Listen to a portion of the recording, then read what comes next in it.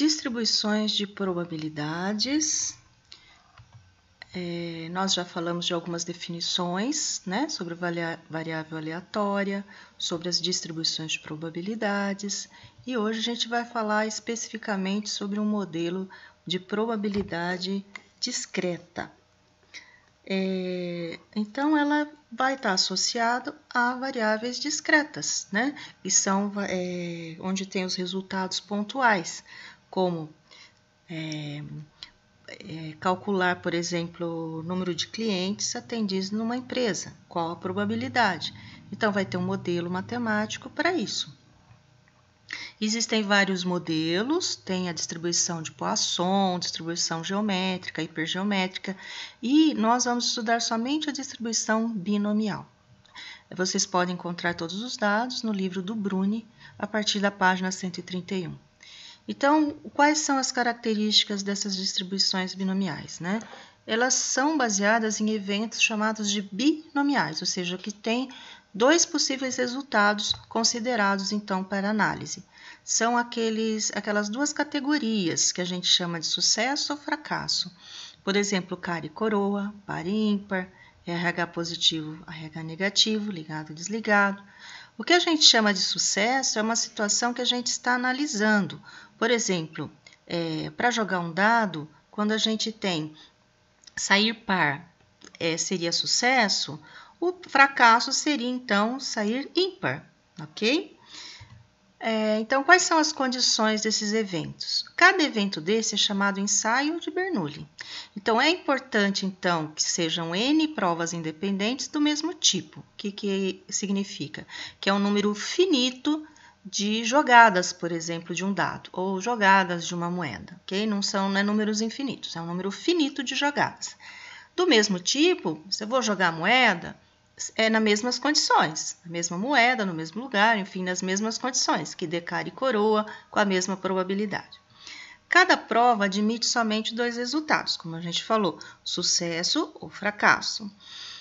A probabilidade de sucesso, a gente usa a letra P, e a probabilidade de fracasso seria o complementar, 1 menos Q. Então, o sucesso de sair par num dado, P igual a meio. Fracasso, sair ímpar, 1 menos meio, que no caso também é meio. Não precisa necessariamente ser sempre meio. Eu posso ter probabilidade de sortear alguém que mora em Assis, numa amostra, ser 0,7. Então, a probabilidade de alguém que não mora em Assis seria 0,3, tá? Então, vários ensaios de Bernoulli vai dar a distribuição binomial. Então, a fórmula da distribuição binomial é dada da seguinte maneira. Esse C, ele indica a combinação de N elementos, que é o tamanho da amostra, o total de jogadas de uma moeda, e esse X indica o número de sucessos. Por exemplo, jogar a moeda 3 vezes e conseguir 2 caras, com a cara sendo sucesso. P é a probabilidade de sucesso, X é quantos sucessos teve, o Q, fracasso, e o N menos X é a quantidade de fracasso. Então, se eu tenho em 4 jogadas 3 sucessos, aqui vai ser 4 menos 3, que vai dar 1 fracasso. E tudo isso aqui, gente, é vezes, né? E o que é esse C? O C vai ser a combinação, né? Que a gente vai tendo, então, por exemplo, 4 jogadas e 3 caras. Então, vai ter várias maneiras de você combinar essas 3 caras com uma coroa, por exemplo, né? Então, pode ser cara, cara, cara, coroa, coroa, cara, cara, cara. E esse C, então, dá um número dessas combinações. Então, a gente tem aqui, P é a probabilidade de sucesso, Q é 1 menos P, que é a probabilidade de fracasso, N é o número de eventos estudados. Aqui eu coloquei K porque eu não alterei. Alguns autores usam K e o Bruni ele usa X, né? Mas é aquele X, é o número de sucessos. N fatorial é o fatorial de N, ou seja, o produto, como no exemplo. Por exemplo, 5 fatorial vai ser 5 vezes 4, vezes 3, vezes 2, vezes 1, que é 120. Isso aqui vem lá da análise combinatória, né? Algumas calculadoras já têm essa função de fatorial, né? Mas vai indicando quantas combinações a gente obtém. A combinação, então, de N elementos, considerando os K ou X, né, sucessos, será dado por. Então, onde tiver K, gente, vocês considerem X, tá? Essa é a função de combinação. Aqui eu coloquei um exemplo, alguns exemplos, na verdade, é o mesmo exemplo que eu tirei lá do Bruni. A probabilidade de uma duplicata num conjunto de 6 ser paga em dia é de 70%.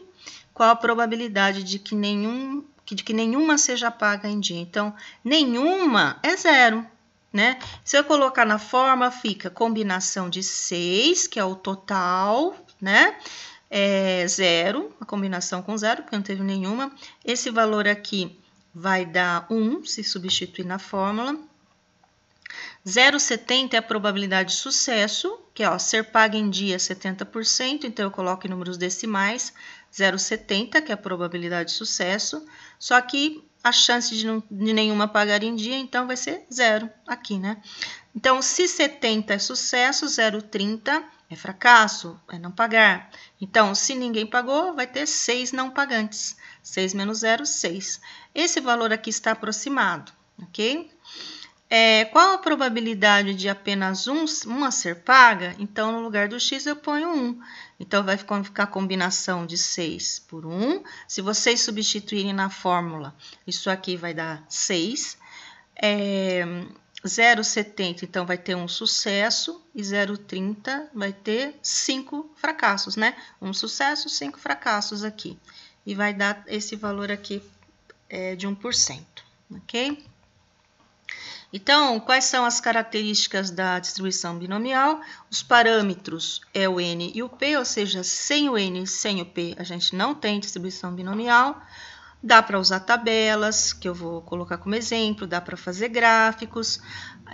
Média, desvio padrão, eu só coloquei aqui, nós não vamos explorar muito isso matematicamente, que é a média N vezes P, que é o número de elementos vezes a probabilidade de cada, né, sucesso, tá certo? É o N de elementos com a probabilidade de cada sucesso. Eu vou ter em média. E desvio padrão é a raiz quadrada de N vezes P vezes Q. Aqui é um exemplo de uma tabela de distribuição binomial. Elas são muito complexas, a gente não vai usar, porque ela tem que ser vários valores. Eu tenho que ter a variação do N, eu tenho que ter variação do X, a variação do P. Olha, aqui é o P. Então, aqui tem, olha, o P meio, aqui, ó, vai até o meio, né? E aqui para o N9, e aqui a variação do X. Há um tipo de gráfico. Por que a binomial é importante? Porque conforme você aumenta o x, olha, esse autor usou k, você vai ter uma aproximação com a distribuição normal. E ela é fundamental para a gente estudar, que grande parte dos eventos tem essa característica da distribuição normal. Ok? Aqui eles colocam a probabilidade e aqui o número, né, de jogadas, né, de sucesso, ok? E aqui a gente pode, então, também representar como uma árvore, né, de binária, onde você tem, para cada tentativa de evento, você tem um sucesso ou fracasso, sucesso, fracasso, sucesso, fracasso. Então, reparem que vai numa potência, né, de 2. E aqui as combinações, ó, sucesso, sucesso, sucesso, sucesso, sucesso, fracasso e assim por diante. Reparem que aqui tem todas as combinações, por isso que a gente precisa fazer na fórmula, aquela fórmula para combinação, ok? E aqui um outro exemplo de um gráfico também, onde a gente vai aqui tendo os sucessos aqui, né? E a gente, olha, repare o seguinte, quando você tem pouca chance de sucesso, a probabilidade é pequena, aqui é a probabilidade. Conforme você vai aumentando o número de sucessos, vai elevando para o máximo de probabilidade que você consegue, e conforme vai aumentando o número de sucessos, vai diminuindo a probabilidade de ocorrência, né? Então, por exemplo, você tem 5 jogadas de moeda e a chance de sair cara. Então, conforme você tem 1, 2 caras, né? vai aumentando a probabilidade. 3 caras é o máximo de probabilidade. Conforme vai diminuir, vai indo para 4 e 5 caras, vai diminuindo também a probabilidade. Então, essa é a característica da distribuição binomial. Ok? Aqui tem 2 exercícios para vocês darem uma pensada e utilizar a fórmula que a gente discute também em aula.